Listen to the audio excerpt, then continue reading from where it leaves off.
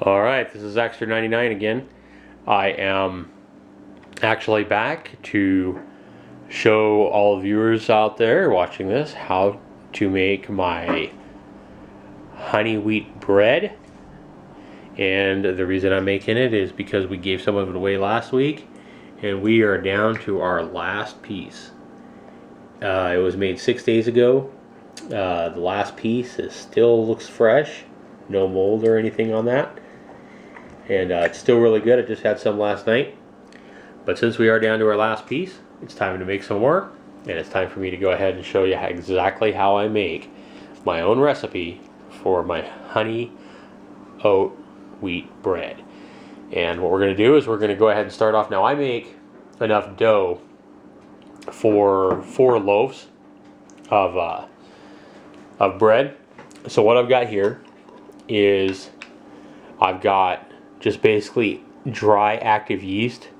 You just want to use basic yeast. You don't want to buy the quick rise stuff or anything fancy. You just want the basic dry active yeast. And I like buying Red Star. That works good for me. And what you're going to want to do is start off with 2 tablespoons of this yeast. And I'm going to say hi. Wave. No, you're going to be ornery today, huh? So we're going to start off with 2 tablespoons of this yeast. Want to make sure it's not heaping tablespoons.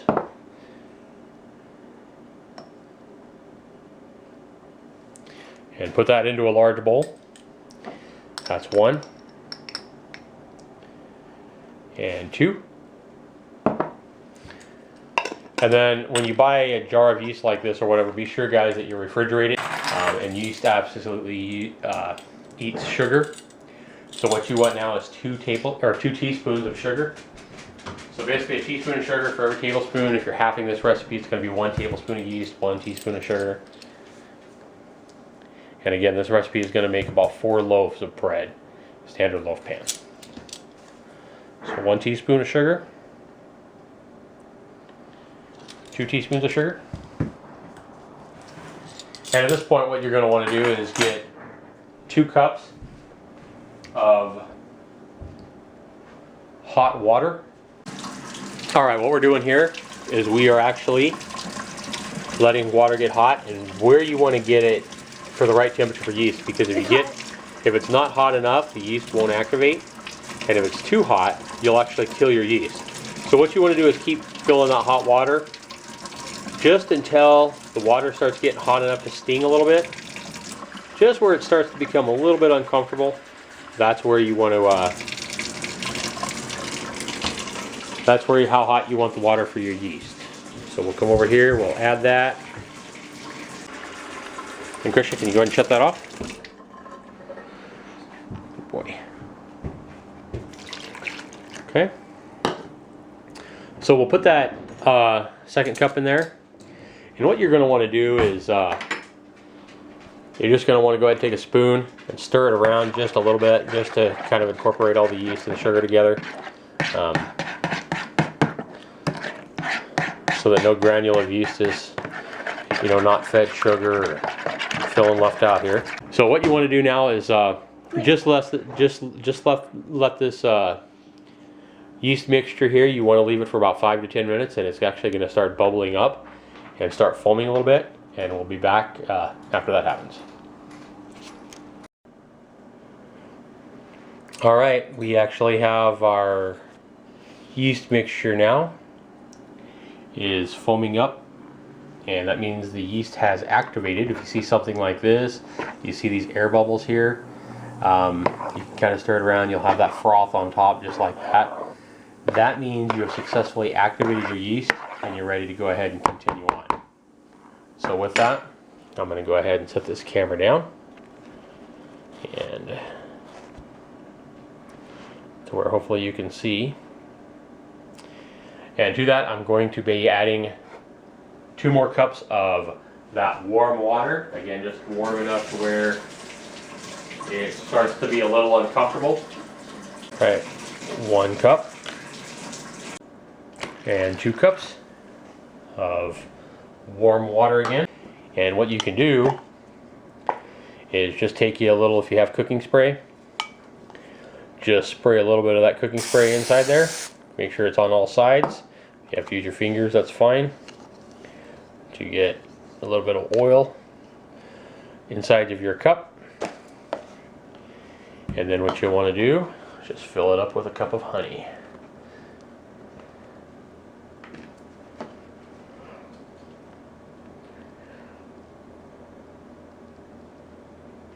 Now if you do have a big jug of honey like this and it does crystallize or has started to crystallize, if it's a small container you can put it in the microwave, but I wouldn't take a chance on putting plastic in a microwave myself. It's in a plastic jug, which a lot of it is nowadays.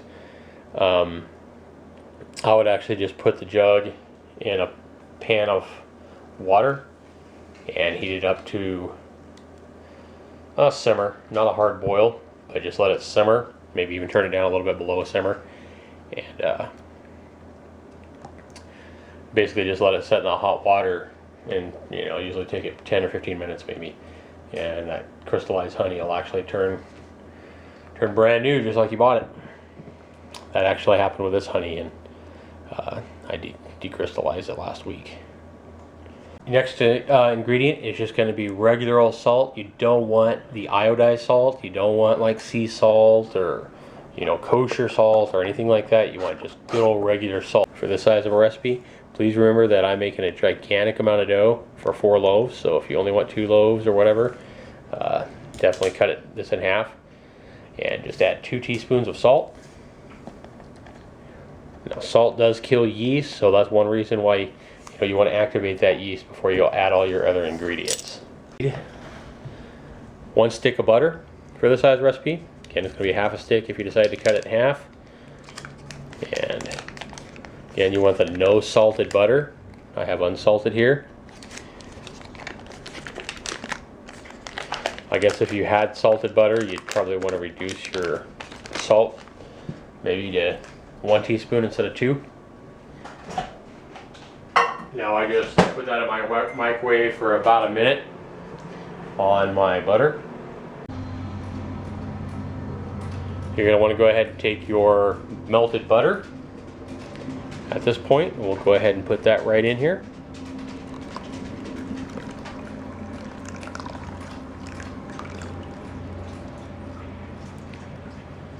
Right. At this point, you're going to want to go ahead and give this a good stir.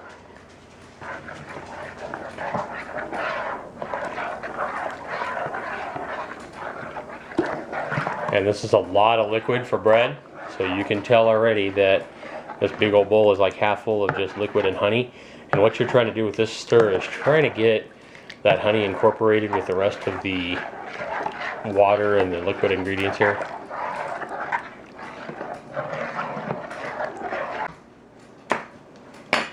Okay.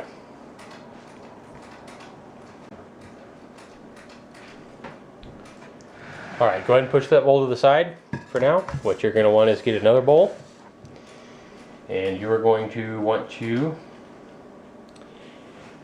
add to that bowl, you're going to mix in 4 cups of your wheat flour. Okay, this is our 4th cup of flour in a separate bowl.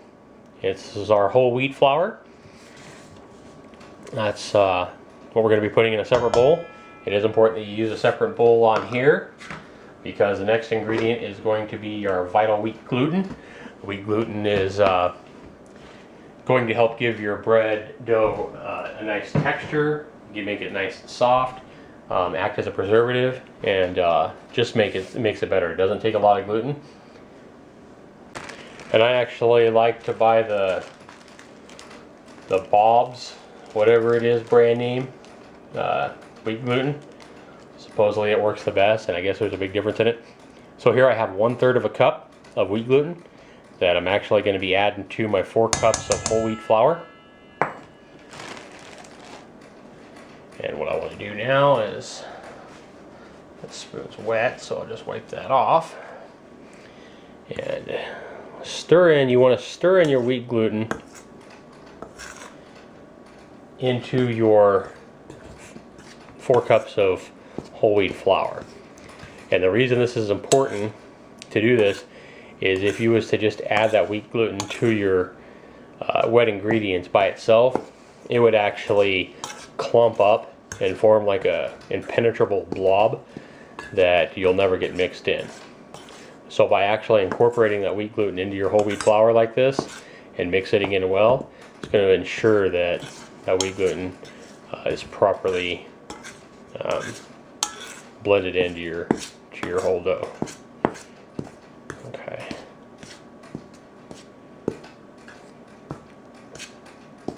Once you get that stirred up pretty well, you're going to want to go ahead and add this 4 cups of wheat flour right into your wet ingredients. Go ahead and add it all at once.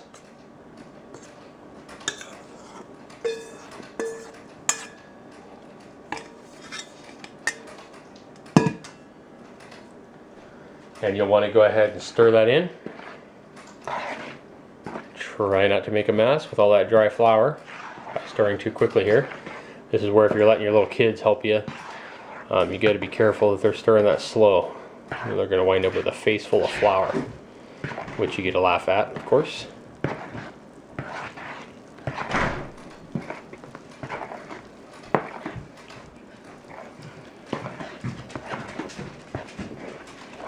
And as long as you had your vital wheat gluten actually incorporated into your flour well, you'll have no problem stirring this in. You don't have to get it all the way, blended up until it's a nice smooth texture here. You're just looking to get it somewhat incorporated. You're still going to have some clods here, some little clumps. That's fine. And then what you're going to want to do after you do that, and we got our 4 cups of wheat flour and 1/3 of a cup of wheat gluten in there. We're going to go ahead and add the remaining 2 cups of wheat flour. 2 more cups of wheat flour here. You should see the recipe posted below this video, and you'll see that the total recipe calls for 6 cups of whole wheat flour. So this is the remaining 2. So put that in, and then from here on out it's going to be all white, all-purpose flour.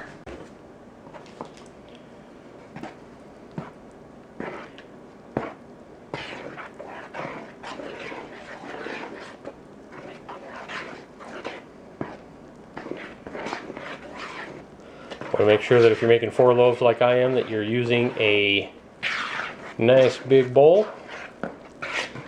This bowl is pretty big, and we're going to be right at the top of it before we're done there.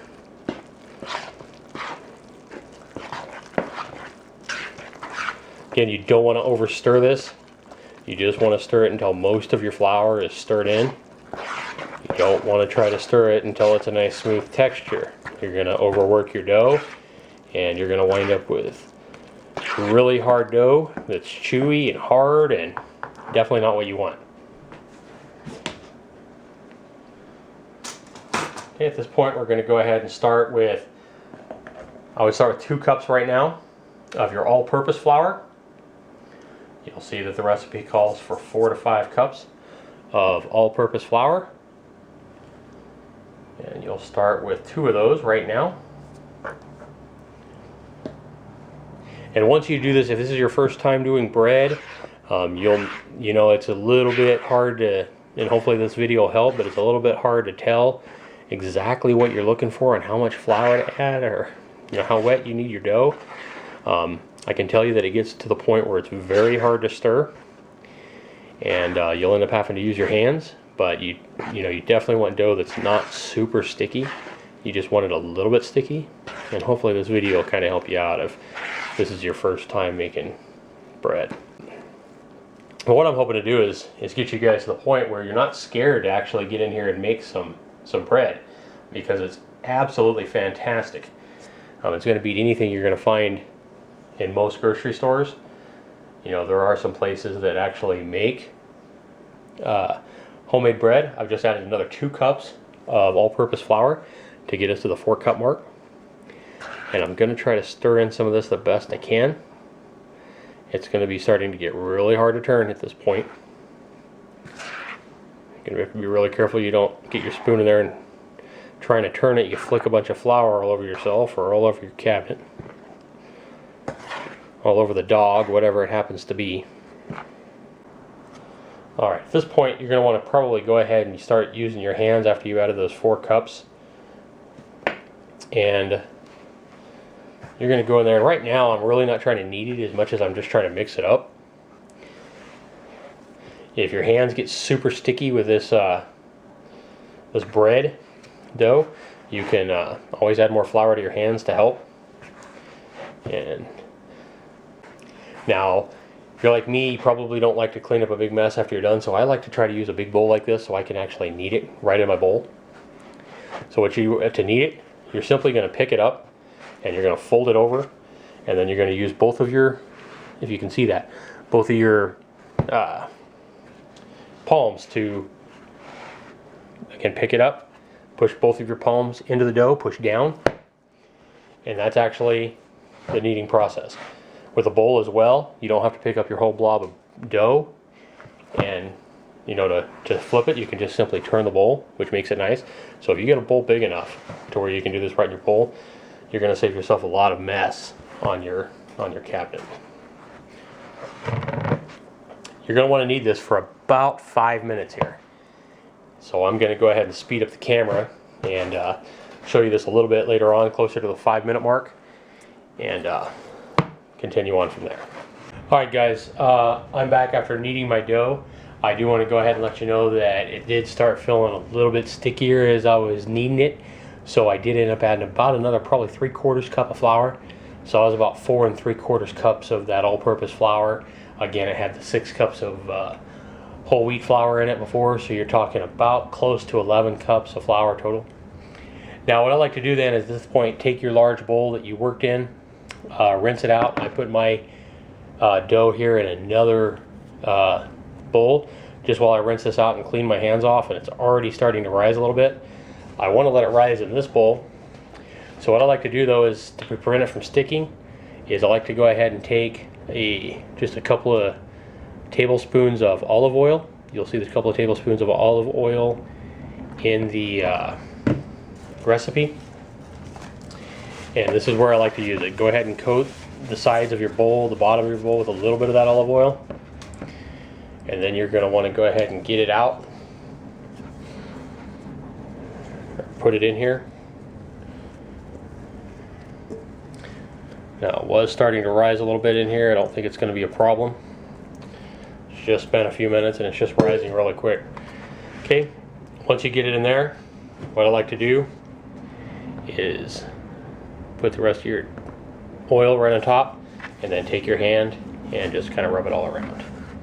It's going to kind of help prevent it from drying out on top as well by using the olive oil here. Don't have to wrap it really tight in saran wrap or anything, but I do like to go ahead and take a clean towel and just make sure it's fully covered. You'll want to wait about 45 minutes to an hour for that to double in size. Like I say, it's already well on its way in about 10 minutes there. It took me to wash the bowl, wash my hands, and take care of a couple other things. But we'll be back in about an hour to check on our dough, and it should be blasting out of the top of this bowl and actually lifting this towel. Alright, it's been about an hour, and we're going to see that our towel is getting lifted here by our dough, which has definitely risen and is almost exploding out of our bowl here. At this point, you're just going to want to go ahead and take a clean hand and punch it down several spots. Be sure you get all or most of that air out. You don't have to punch it real hard. Alright, you got to punch down now. You really shouldn't need any more flour here. If your bread dough wasn't sticky when you put it in the bowl, it definitely shouldn't be sticky now with that 2 tablespoons of olive oil. You're going to want to go ahead and take it though, and you're going to want to knead it again briefly to get all that air out. Again, just use your bowl, spin the bowl around each time, palm it, and then again fold it over and work it. This is a little bit of work, especially with this much bread dough, but the ending result is definitely a nice payoff. You're going to have you some nice loaves of bread. Now I've decided today, instead of making 4 loaves of bread, which we'd have to freeze to eat all 4 loaves unless we was giving it away, I actually have some pulled pork that I'm making, and we'd like to try that on some whole wheat rolls. So I'm actually going to try to use half of this to make some rolls. Bread dough should work to make some nice wheat rolls, as well as the bread. We'll see how they turn out.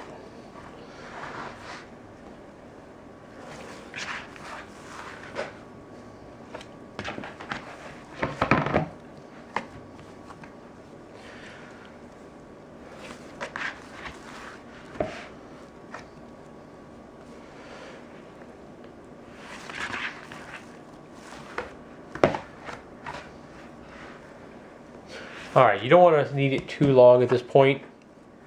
You just want to get it about like that.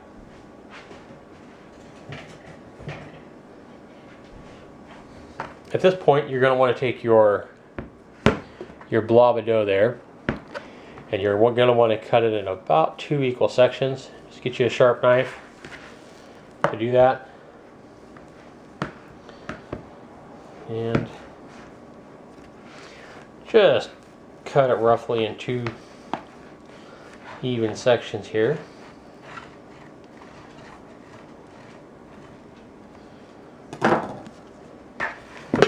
And you can kind of fill it after you're done, and you'll kind of know if it's not even, so you may have to cut a little bit off and add it to the other section. You want 2 equal parts. And then what you want to do is, on a clean counter, you'll want to cut it again in half, so that we're making 4 equal parts here.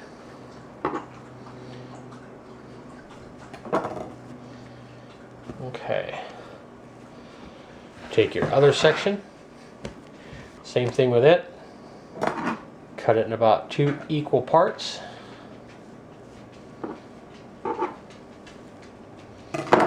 And so these are a little bit bigger, and that's fine because I actually have a little bit different shaped canisters. Alright. At this point, what I like to do is buy some Crisco to grease my cooking or my loaf pans. Okay, take your Crisco here and just get it on a wet paper towel.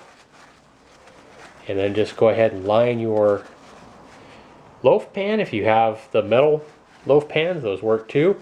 You just want to lower your temperature as per the recipe below. 350 degrees if you have the metal loaf pans. 375 is what you want to preheat your oven to if you have these glass ones like this. Okay. Again, once you cut these in fourths, you're going to want to knead them briefly again, just to make sure that there's no air pockets inside of them.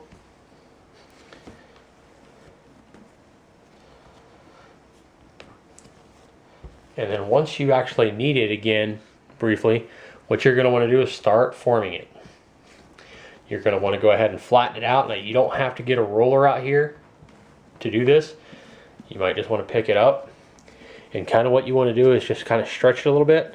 You don't want to tear it. You don't want to stretch it so much that you actually tear the dough. But what you want to do is just start pulling it gently and kind of smashing it down and forming it into a blob of dough that's going to fit pretty nicely into your loaf pan. What I like to do at this point is, once I got it about where I want it, I like to go ahead and take my hand and smack it a little bit. That's to help get the air out. And then what I like to do is go ahead and place that, what's going to be your loaf, right into the loaf pan there, if you can see that. And it's pretty much filling the whole pan here. You might have to fill in the corners a little bit. You want to kind of flatten it out if any part's a little higher than the other. If it's high in the center, that's going to work out fine. And take our other section of dough. We will knead it briefly.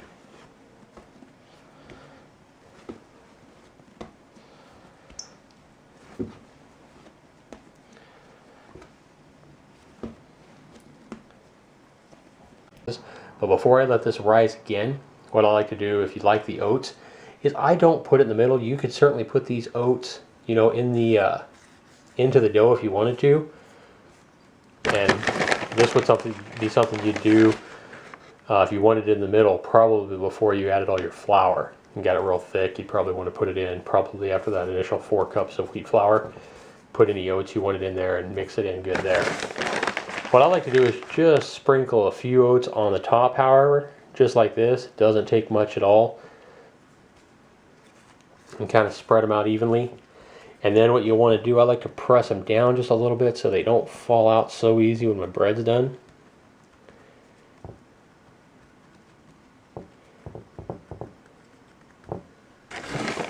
And if you don't want the oats on top, you certainly don't have to put them, but it doesn't require many just to give it a nice look by putting them on the top like this. I mean, it's really, what, maybe a teaspoon of oats on each loaf? Not that much.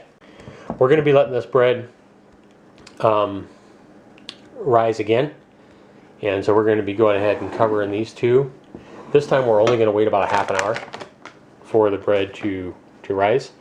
So we're going to go ahead and cover these two, and I'm going to figure out what I'm going to do with these other 2 loaves here of my bread for my dough right there. All right, I'm back. I've decided to take one of the sections of that I was going to make a loaf into, and I've decided to go ahead and try some whole wheat rolls.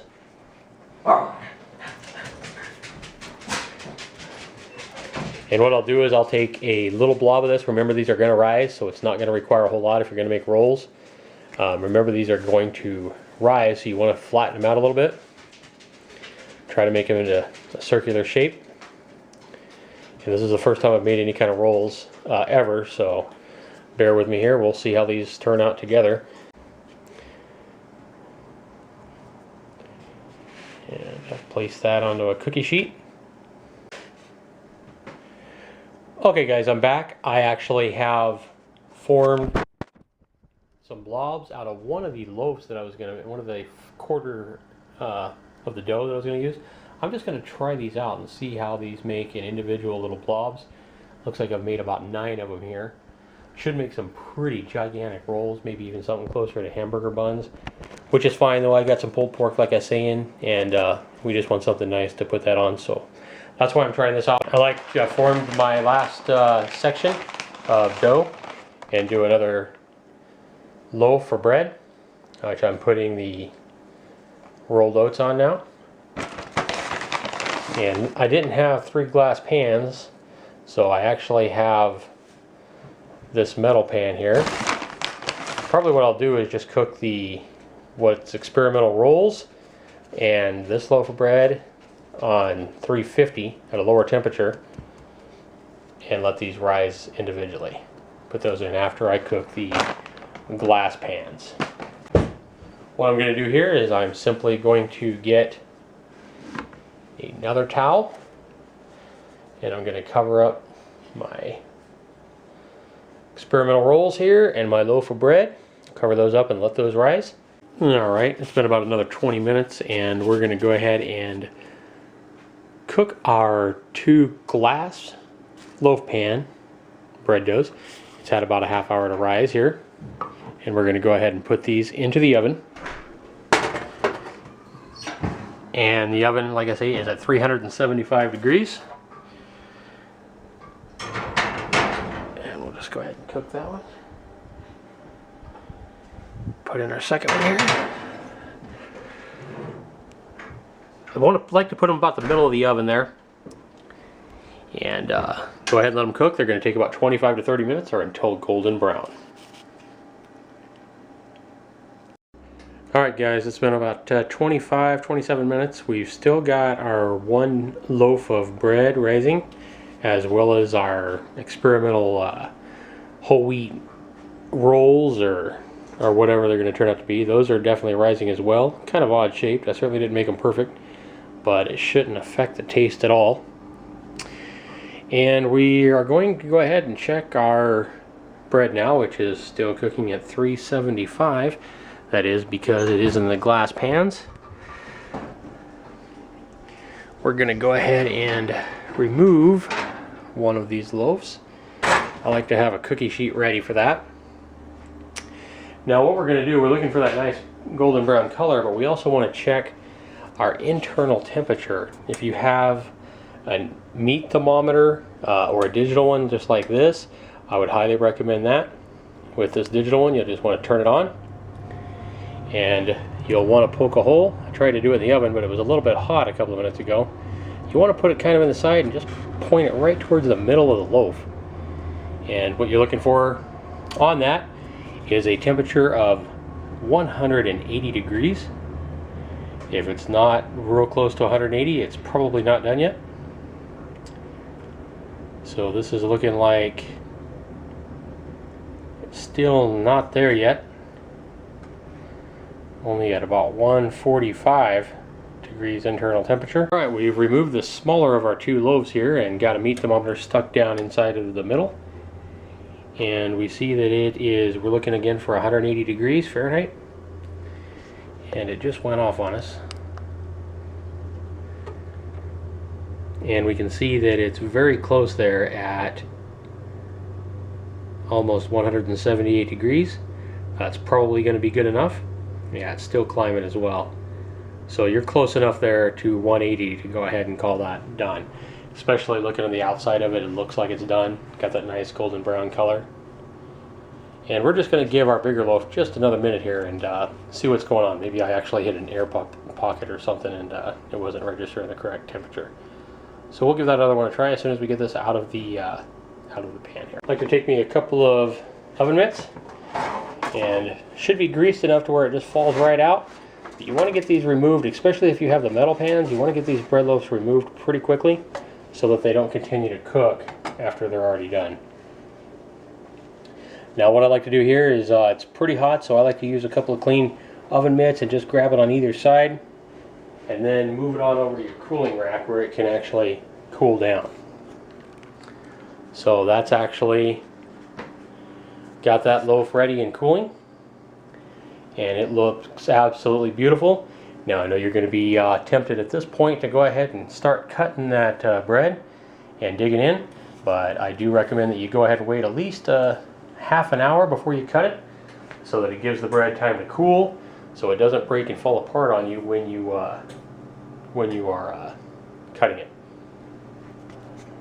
One thing I do like to do here is take me a nice blob of butter on the top of it while it is hot and go ahead and spread that on the top. And what this is going to do is after this butter cools with your bread, obviously you're going to have a little bit of a mess to clean up. Some of it's going to drain down the sides. Not a big deal to clean up though. Nothing a nice hot wet rag can't clean up. But I like to let some of that butter melt into the top of it at this point right after it's out of the oven, because it does give it a nice golden color and looks a little better than if you don't put butter on it after it all cools down. Obviously this is something that's up to you. You can always certainly butter your bread enough after you slice it as well. I just like the golden color that this ends up giving your bread when it's cooled down. Alright, I've removed our other loaf of bread, which seemed to have rised just a little bit more. And the first time I took a reading on the internal temperature, it was reading like 145, and that was just a couple of minutes ago. I'm going to try it again from the other side here, and maybe I just actually hit a little pocket of air or something where it was reading, and maybe we wasn't getting an accurate reading. As we can see, it's already up to 163, so I think that was the case. So when you're checking the temperature of these loaves, if they look like they're done like that, they probably are. If you're checking a reading for 180, you might just want to see this one's going to be well over 180. Might be just a little bit too done. So make sure you take a couple of temperatures on that if it's looks like it's 40 degrees off like mine did initially. So we're going to go ahead and try to give you another angle here on exactly how I remove my loaves. I like to have a cookie sheet under it so I don't make a mess, so it kind of catches any loose oats that you might have on top of it. That one just kind of fell out. As long as you grease your loaf pans good enough, they should come out really easy. And there you go. We're just going to go ahead and pick it up and take it over to the cooling rack now. Alright, there it sits on the cooling rack next to its there, brother. And we're going to go ahead at this point. We want to go ahead and cook the remainder of our bread and rolls, which are definitely rising. But before we do that, we want to drop the temperature, because it's metal pans, down to 350 degrees. So we want to give the oven just a few minutes to adjust to that new temperature. And while we do that, we're going to take a look at our 2 loaves of bread. And as you can already start seeing, the loaf that I put some butter on has that nice golden shine, has a different color completely. This one kind of looks dry in the top, and that's what you're going to kind of wind up with if you don't put that butter on top. It's going to be a completely different color. So I recommend, if you have just it doesn't take much, maybe a teaspoon or 2 of butter per loaf, just to give it that nice buttery top. But just kind of wipe that butter around and spread it all over the top of the bread. Make a little mess. It's alright. It's not going to be hard to clean up, but it does seem to soak into that bread pretty nice. And it's going to give that a nice luster as well on the top. And we're going to wait about 30 minutes again before slicing into this. And at this point, we're going to go ahead and try our rolls here. This is experimental. They're kind of ugly. They're kind of misshapen, and I don't know, but we'll see what they taste like. Alright guys, we're back. It's been about a half hour. We did pull our rolls out after about 25 minutes. They were starting to get a nice dark brown on top. Looks like these are going to turn out pretty excellent. While I haven't tasted them yet, I did cut into one of them. And looks like a nice soft dough right there. That's going to be plenty good. Put some mayonnaise or butter on that, or anything you want to put on that roll. Looks like a great roll. Nice soft texture, very smooth texture, and this bread is going to be nothing but a joy to eat. You can see there that it's a nice fine texture. Even the crust itself is soft and pliable. It's not hard. And that is our honey wheat bread, and I think you're going to be pleased with the results. So I know if you've never made bread before, it looks like a daunting task, but it's really not as hard as it seems, and the results that you get are going to be well worth your efforts. So with that, be sure you leave any comments, suggestions, or questions below. Subscribe if you want to here to Zaxter99, and I want to thank you for your time watching today, and you have a good day. Signing off.